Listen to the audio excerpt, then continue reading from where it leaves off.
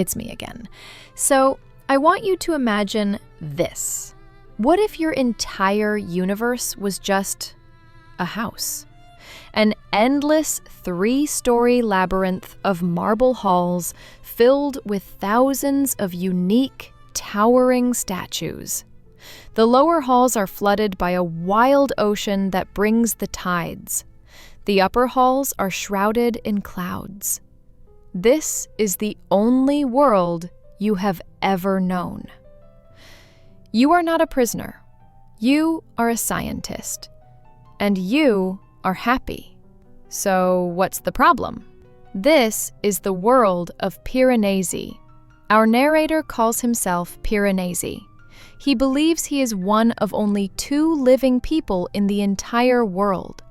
The other 13 people are skeletons, which he respectfully tends to.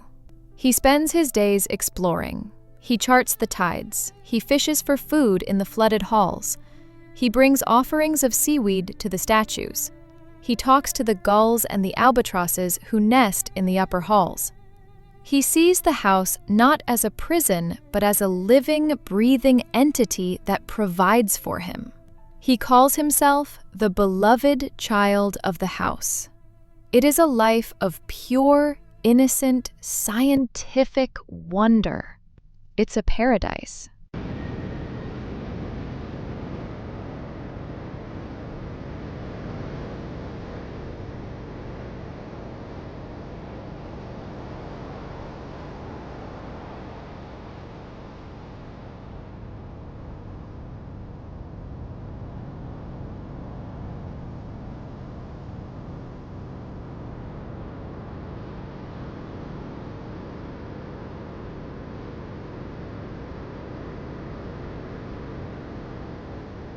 Piranesi is happy in his solitude. But then there's the only other living person. This guy, who Piranesi meets twice a week, is different. He's well-dressed, he's anxious, he's dismissive of the house, and he's desperately searching for something he calls the great and secret knowledge. This other guy just sucks. He treats the house like a resource to be mined. He treats Piranesi like a tool. He keeps warning Piranesi about someone he calls 16, an enemy who is supposedly coming to hurt him. He brings suspicion and fear and paranoia into Piranesi's paradise. He is the first crack in the illusion. He's the first sign that this perfect world isn't the whole world. Piranesi, now on edge, starts to notice things. He finds cryptic warning messages scrawled on the statues. And then he finds them, old, forgotten journals hidden away in a dry hall. And as he reads them, he starts to feel a creeping dread. The journals describe a person losing their mind. They describe a ritual, an abduction. They describe a man named Lawrence Arne Sales, a corrupt academic who believed that a different world, the house, could be accessed. He believed this great and secret knowledge could grant him power. He was a cult leader, and he brought his followers into this other world, and they never came back. Piranesi reads these journals, horrified by this story, until he gets to the last few entries, and the handwriting, it starts to look familiar. The author describes his memory fading. He describes the house healing him by making him forget the trauma of his old life. He describes choosing a new name for himself, a name he saw on an old engraving. The name is Piranesi. Wait, what? This is the moment the entire book shatters. Our narrator, the happy, innocent scientist, is not who he thinks he is. His memory is a lie. His name isn't his. His entire reality is a construct. He is one of those lost cult members. He's not the beloved child of the house. He's a victim. And suddenly, it all makes sense. The other isn't just a weird academic.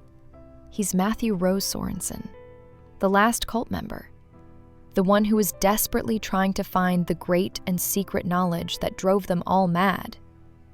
And the enemy, 16, who he's so afraid of? She's not an enemy at all. She's a police officer from our world who has figured out how to enter the house, and she's here to rescue him. The other has been lying to Piranesi, isolating him, keeping him ignorant, all to protect his secret. His paradise was never a paradise. It was a prison. A beautiful, magical, and elaborate cage built from his own shattered memory. For from second person moment, the entire book shatters. Our narrator, the happy, innocent scientist, is not who he thinks he is. His memory is a lie. His name isn't his. His entire reality is a construct. He is one of those lost cult members. He's not the beloved child of the house. He's a victim. In the end, Piranesi is rescued. He's brought back to our world. His real name is Matthew.